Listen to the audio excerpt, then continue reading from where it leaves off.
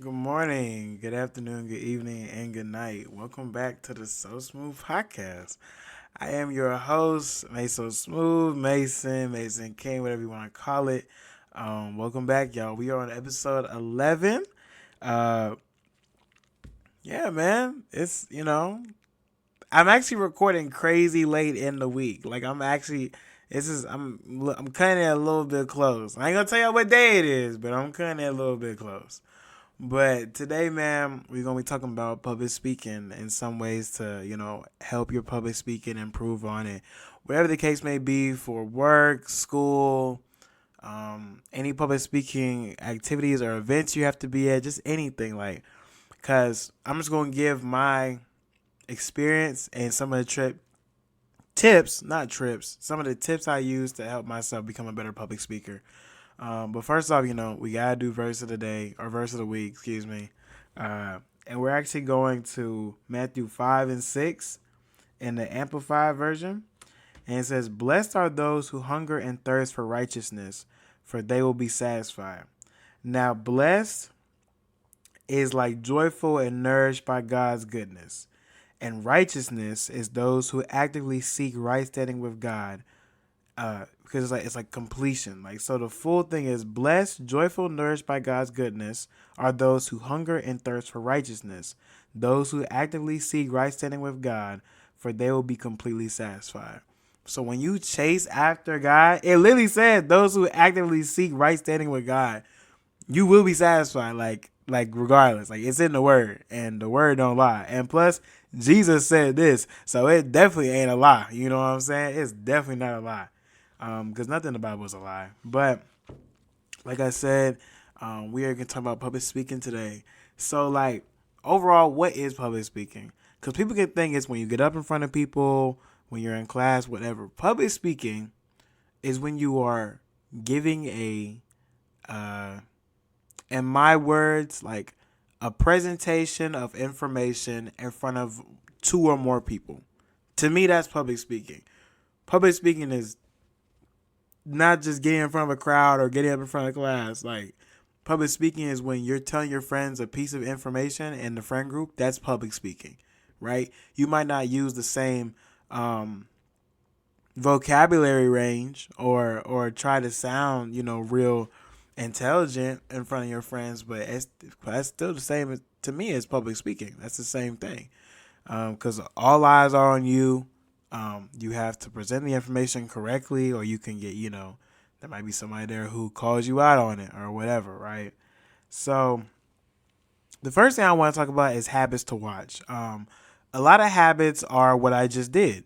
Um, uh, I like the filler words are sometimes what can really take away from a whole speech or presentation, right? Let's use class for example. See, I did again, right? It's now I can't lie to you though. I can't lie to you though. My podcast is like relaxed, so I probably say a lot in the past 10 episodes, but what I'm saying is the filler words you use like but and all of that stuff matters when it comes to how you present the information, because when you say it's is used in a filler word for thinking out your next phrase or next sentence or whatever. So when you use for people who look at public speaking, like if you're being graded on it, teachers are looking for those filler words, right? Not you got to be perfect and flow through every single sentence. That's what I'm saying. It's yeah. You don't gotta be pitch perfect, spotless. It's at least in collegiate school, it's looked at as serious, but not like crazy critical. Like you need to do everything right the first time, right? So what I mean is look out for those filler words. Um, when it comes to more on the side of physical habits, it is good to do hand movements during public speaking, because when people are looking at you talk and they just seeing your mouth move, people zone out, right? That's why prime example is with church. You know what I'm saying? When pastors ministers or speakers or whoever is in the pulpit is up speaking and they moving around, they doing all this stuff, you're paying more attention because it's something constantly moving, keeping your attention along with the words. When someone just stands there, gives a speech, and walks off, you might not remember any of it because nobody was moving. So a habit to me is standing still. That's a bad habit to me, is standing still. When you stand still, you put yourself in a stagnant place to where unless your information is just that enticing, people are going to zone you out. That's just how it's going to happen. So along with more physical habits to look out for would be playing with your hands, right? Because what I mean is hand movements is like, putting your hand, I see, y'all can't even see what I'm doing, but like, putting your hand out like in like a small forward motion. Like if you're presenting something, you know what I'm saying, move your hand out or move it beside you to show the slide or the screen or the model or the item, whatever it is, put your hand out to showcase the item. Walk around a little bit, not a lot. Don't walk in circles. Go from like, if it's like a larger, wider size room, you could easily slowly trek from one side to the other when speaking. But when you get to the other side, stay there for like 30, 40 seconds, depending on the time frame of your speech. Stay there for like 30, 40 seconds. Captivate that room, because that room might see on the other side and lost interest. So you got to walk back over to get the attention of the other side of the room. Another bad habit would be not... Okay. I'm not trying to be funny, but it would be not knowing your material.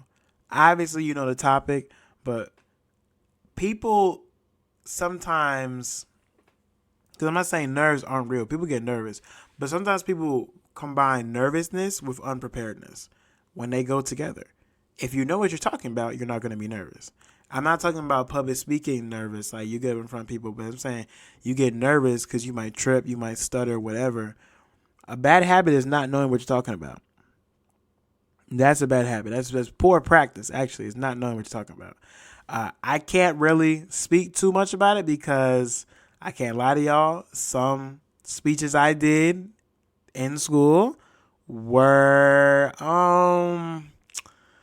in a matter of speaking, improvised. As in, I'm just going to tell you how I made my... Well, actually, I'm going to go to that later on because preparation is a later topic. But know your information, y'all. I'm trying to tell you, know your information. Because if you're worried about stuttering, tripping up, not remembering, it's because you don't know your information. Study. Bad habit is not studying the information you're presenting. Another would be paying attention to yourself too much. Flow. That's the only thing I can say is flow. Do not be so locked in on what you're saying that you forget what you're saying. You're so focused on saying the next thing when you're not just staying in the moment and presenting information as it flows. And that goes into my next point is record yourself. Record yourself. Please record yourself. Whether it's an audio file or a video file on your phone, record yourself. When you hear yourself back, and think to yourself, okay, does this sound good? Can this be presentable? Are people going to like this? Are people going to be attracted to this? All of that goes into public speaking. Because if you can get a criteria sheet back about what you did right and all that stuff, but it's not going to matter if it's not up to your standards. Yeah, you got a good grade, but did you like it? If you plan to go further with public speaking, you need to record yourself, right? And I say record yourself to an extent of, if you don't care too much about public speaking, cool. But I just think it's useful to record yourself. I recorded myself a couple of times, and it really helped me get myself together because I saw maybe maybe the information wasn't correct. Maybe the way I presented wasn't correct. Maybe I need to switch around the topics and my transitions need to be smoother, because transitions are a huge part of public speaking. You can't just say, and my next point is, just transition to the next point. Let's say you're talking about dogs, and you're talking about dog food, but you want to get into dog toys. You know what I'm saying? It's find a way to transition from, oh yeah, this is just a run in the mill, but yeah, this kibble is really good for dogs because it helps them be more active, and like just when you transition to that active part, then you can bring in the toys. Find a way to smoothly transition. Because what do dogs do mostly when they're active? They play with toys or they play with us. I mean, or each other. But it's, the transitions are everything, right? So record yourself. Seriously, record yourself. It's going to be so useful in the long run. Um, this kind of, this, I'm, when you are in the room, depending on how big the room is, actually scratch that, no, because you need to learn about projection. Forget that. Don't even worry about how large the room is, unless it's like two people in there and you're yelling. But what I'm saying is, projection is everything in a speech. If you're naturally quiet, break out of that. I'm I'm just going to advise you to do that right now. If you're naturally quiet, break out of that. And not to go against who you are as a person, but when you know for a fact you have to speak in front of multiple people, if you don't have a microphone, you need to build that confidence to project yourself. It's all about projection. The tone or level of voice is sometimes what keeps people encouraged. Like kind of like when if if whoever is in charge of you, whether it's a guardian, parent, relative, whatever, whenever they've gotten on you before or try to get your attention, that tone of voice they use, the volume they use, you instantly is like, oh shoot, I'm in trouble. Like our voice level matters so much to how people get just captivated by our words. And if you don't project, people gonna be like, oh, they just quiet. Let me just get on my phone, right? But when you project yourself, like I'll never forget. I think it was spring semester of school or fall semester. I think it was still cold. But this girl, she is now currently the Miss Sophomore. Her name is Rihanna or Rihanna. I think it's Rihanna. I forgive me if she ever hears this. She's currently the Miss Sophomore, right? So as Mr. Senior, I was like, man, I love, and I had my own stuff with SGA, but I'd rather not get into that. But I love seeing the new people coming into SGA, right? So I would go to the speeches. So I went to the speeches, and the other Miss Sophomores came up. Cool, right? But when I tell you, when she walked up, and the room is packed. The room is packed, OD packed, right? And when she walked up to the podium and she spoke, it was like everybody was talking, laughing on their phones. I'm so serious. Everybody was talking, laughing on their phones. But when she spoke and her voice touched the back wall of the room and came back, everybody was quiet. She didn't do no introduction. She didn't have nobody calm the crowd down. No one said, hey, yo, y'all chill out. None of that. When she spoke, the room went silent. And that's the power of projection. When you project, people listen, right? And that just goes into preparation, whether it's mental preparation or physical preparation. Like I said, how I wanted to transition with with my speeches during school, I didn't make scripts, rarely. Like, I just did it. I didn't, because I would study what I'm talking about, and I would gather points and I present it. So like my outline, I don't say my teachers didn't like me, but when I would hand in my outline, that joint would have like 4 things on it, or 5 things. It would have the title, like the topic title, and then it would have 4 points. It wouldn't have, like, unless they require subtopics, it would just be 4 points on there because all the information was in my head. Now, I do advise against that because sometimes I did catch myself being like, dang, like, what should I say next? Because I didn't have it written out. So I would advise against that. But it's just how it worked for me. I would have 4 points, and I would know what the points were, the information, the statistics. oh, let me have a PowerPoint. It's over for you. But what I'm saying is, I would have the statistics and have the information in my head, and I would just move, right? I would just move. So with preparation, when I say mental preparation, is hype yourself up. You know what I'm saying? Think to yourself, I can do this. I know the information because you've now thought about the bad habits you have. You've recorded yourself. You've been practicing projecting your voice, and now combine all that together into practicing the full speech. Whether it's 2 minutes, I don't care if it's 2 minutes or 6 minutes. Practice your speech. Don't get up there and just throw it away because you might not care about the class, you might not care about the teacher, you might not care about the work, but the skills you learn by practicing public speaking are going to be with you forever. You're going to use them after school. I still use them. I still use them now. It's so important. Preparation is so important because when you prepare, you know how to what's the word? Pivot when something goes left, or when your slide doesn't work, or when something happens. I don't know, something just happens. You already know what you're talking about. You don't need to think to yourself, "Oh, do I know this?" Because you already do. You just have to move. And then we get into like the best one is execution. Actually getting up there, talking about it, whatever it is, presenting it in front of your friends or the wedding or the church or the seminar or the conference. It doesn't matter. When you get up there, think to yourself, I made it this far. I can do it. It's so important to have confidence in yourself along with the preparation, but the execution, don't overthink it because you know the information. You know where you are, you know what you're saying, and now it's just time to say it.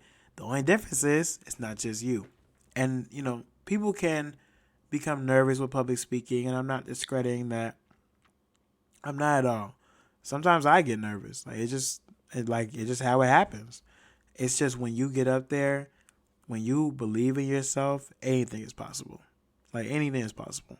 So I really encourage y'all to really try to hone down all those public speaking skills because it's important to really like to really captivate the world. And being a communications major, I learned how to read when someone's not a good public speaker and to read when they are a good public speaker. Cause you just see it. When you know it, you see it and you can believe it, right? And then along with that is criticism. Do not be look, I advise not to send it to your parents. I would send it to the realest person you know and ask them, hey, does this sound good? Does this look good? Do I sound good? What should I do better? Cause like I said, you can get that criticism sheet back and you be like, oh, I had a good grade. Cool, cool, cool. But I didn't like it that much. But overall, when you go back to it, that criticism is important. I read almost all of my review sheets on my speeches in school. I read almost all of them to learn what I could do better. And then when I applied it to the next speech, I got a better grade. I got better analysis. Like sometimes I would have almost nothing on my peer review page, almost nothing, because I would take what they said the last time, apply it, and do better. So take criticism, send it out to I'd say two people max, and watch it about 3 times yourself, and really pay attention to it. That's what I would say to vet your speeches. Watch it 3 times yourself and send it out to maybe like 2 people. If someone gives like a boring response to your question about did you do good, say it to somebody else. But what I'm saying is like saying it to 2 people you know are gonna give you like the real, and then watch it 3 times yourself, or watch it more times if you need to. But I will watch it 3 times. It's just public speaking is important because it's not just about getting a grade. It's not just about being in school. It's not just about being at a job. It's being able to present information the correct way, the right way, and hopefully the first time is. I wouldn't go into something half done just because you want to get a good grade or get it over with. don't get it over with because it's gonna go with you for the rest of your life. So yeah, thank you guys for listening. This is probably a really short episode because it's just like it was just boom, boom, boom, boom, boom, topic because it's not to me. There's not much that really goes into public speaking besides knowing yourself, preparation, voice control, and execution. To me, when you know, because when you know yourself, you can it just goes from there. But thank you guys for listening. I hope you guys have a great rest of your whatever you're doing right now. But all right, I'm gonna holler at y'all.